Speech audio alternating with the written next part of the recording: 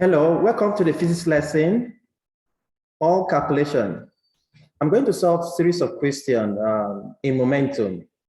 We have a series of questions here. The first question we have here says a net force of magnitude 0.6 Newton acts on a body of mass 40 gram initially at rest. Calculate the magnitude of the resulting acceleration.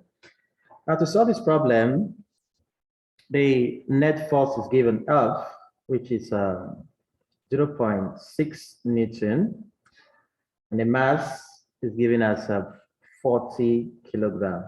You have to convert this to the SI unit here, which is in kilogram. This is given in gram.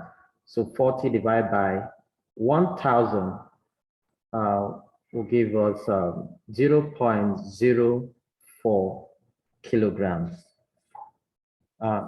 All the units must be in the SI unit. Calculate the magnitude of the resulting acceleration. So looking for the acceleration, which we don't know. From Newton's second law, that says force is equals to mass times acceleration. That means acceleration will be the force divided by the mass. If we substitute the value, the force is 0.6 Newton and the mass is 0.04 kilogram. If we do that calculation, that will lead us to 15 meters per second. That's the answer to that question. The next question we have here is a truck of mass, 3,200 kilogram, moving with a velocity of 10 meters per second, increases its velocity to 20 meters per second in 5 seconds. Calculate the magnitude of the force exerted on the engine. In this question, the mass is given.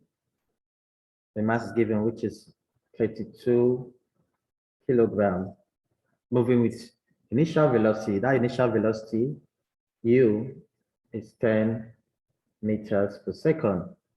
The velocity increases to the final velocity, V, that is 20 meters per second. We have to find the force exerted on the engine. The time duration given here on that question is 5 seconds. 5 seconds, it's 5 seconds. First and foremost, let's find the acceleration. Acceleration will be given by the expression V minus U all over T. That will lead us to 20 minus 10 all over 5. You will have 10 divided by 5. You will have 10 divided by 5. That should be 2. So the acceleration is 2 meters per second. Now with that, we can use Newton's second law motion. That says force equals to mass multiplied with acceleration. With this, we can now multiply 3,200 and 2. If we do that, that will give us 64,000 Newton. That is for that question.